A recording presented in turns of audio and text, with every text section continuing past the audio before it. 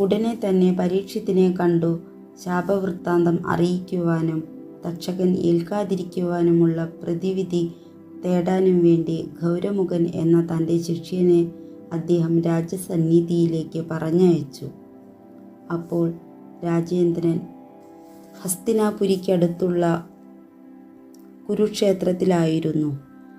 വേഗത്തിൽ മുനി ശിഷ്യൻ അവിടെ എത്തി രാജാവിനെ കണ്ടു ശാപവൃത്താന്തത്തെയും ശമീകൻ്റെ പ്രതിവിധി നിർദ്ദേശങ്ങളെയും രാജാവിനെ രഹസ്യമായി ധരിപ്പിച്ചു. ഉടനെ പരീക്ഷിത്ത് രാജാവ് മുനി ശിഷ്യനോടിപ്രകാരം പറഞ്ഞു: സ്വാമീൻ, അങ്ങ് ഈ വിവരം എന്നെ ധരിപ്പിച്ചതിൽ ഞാൻ വളരെ സന്തോഷിക്കുന്നു. അങ്ങയുടെ ഗുരുനാഥനോട് എൻ്റെ കൃതജ്ഞതയും അറിയിക്കുക. ഞാൻ മാതാവിൻ്റെ ഗർഭാശയത്തിൽ വെച്ചു തന്നെ പണ്ടേ മരിച്ചവനാണ്.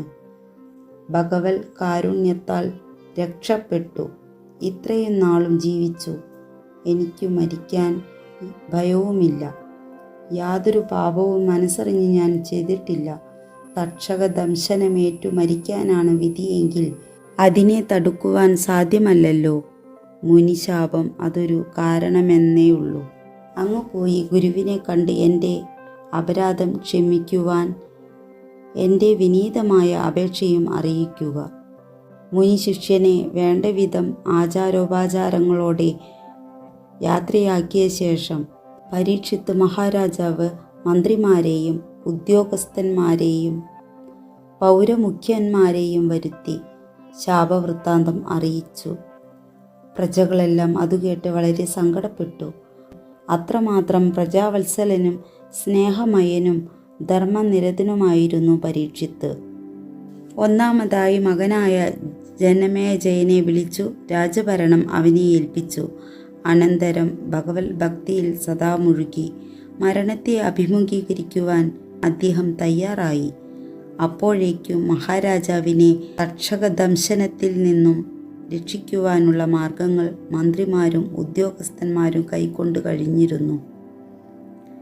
ഉടനെ ഗംഗാനദിയുടെ നടുവിൽ ഒരു ഉയർന്ന കരിങ്കൽ സ്തംഭം ഉണ്ടാക്കി അതിനു മുകളിൽ ഒരു യജ്ഞശാലയും പണിയിച്ചു.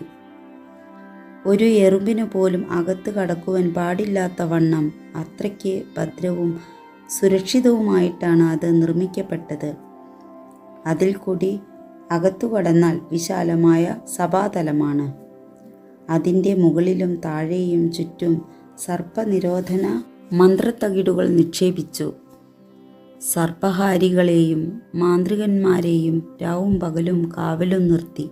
ഇപ്രകാരം സർവവും സസൂക്ഷ്മം സുരക്ഷിതമാക്കിയതിന് ശേഷം ഒരു ശുഭമുഹൂർത്തത്തിൽ അത്രി, വസിഷ്ഠൻ, ഭൃഗു, ച്യവനൻ, അഗസ്ത്യൻ, അങ്കിരസ്, പരാശരൻ, വിശ്വാമിത്രൻ, ഉപത്യൻ, ഗൗതമൻ, ശരദ്വാൻ, ഭരദ്വാജൻ, മൈത്രേയൻ, ദ്വൈപായനൻ തുടങ്ങിയ മഹർഷികളുടെ അകമ്പടിയോടും വേദോച്ചാരണങ്ങളോടും കൂടി രാജപുങ്കവനെ അകത്തു പ്രവേശിപ്പിച്ചു.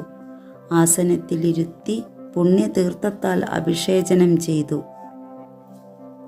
പരീക്ഷിത്ത് രാജാവ് നിരാഹാരവ്രതം ആചരിച്ചു. പ്രായോപവേശം ചെയ്തു കൈലാസം ലക്ഷ്യമാക്കി വടക്കോട്ടു നോക്കി കൈകൂപ്പി ധ്യാനനിരതനായിരുന്നു. വേദങ്ങളും മൃത്യുഞ്ജയ മന്ത്രങ്ങളും ബ്രാഹ്മണർ സദാ ഉരുവിട്ടുകൊണ്ടിരുന്നു. ഉത്തമനായ പരീക്ഷിത്തിനെ ഭഗവത് കഥ പറഞ്ഞു സമാശ്വസിപ്പിക്കുവാൻ എന്താണ് മാർഗമെന്ന് മുനികൾ ആലോചിച്ചു. ആ സമയത്ത് പരമജ്ഞാനിയും സങ്കോചമില്ലാതെ എവിടെയും സഞ്ചരിക്കുന്നവനും ഒന്നിന്മേലും ആഗ്രഹമില്ലാത്തവനും ആത്മജ്ഞാനത്താൽ പരമാനന്ദ ചിത്തനും 16 വയസ്സുമാത്രം പ്രായമുള്ളവനും വ്യാസപുത്രനുമായ ശ്രീ ശുകബ്രഹ്മർഷി ഒരു അവധൂതനെ പോലെ ആ സദസ്സിൽ ആഗതനായി.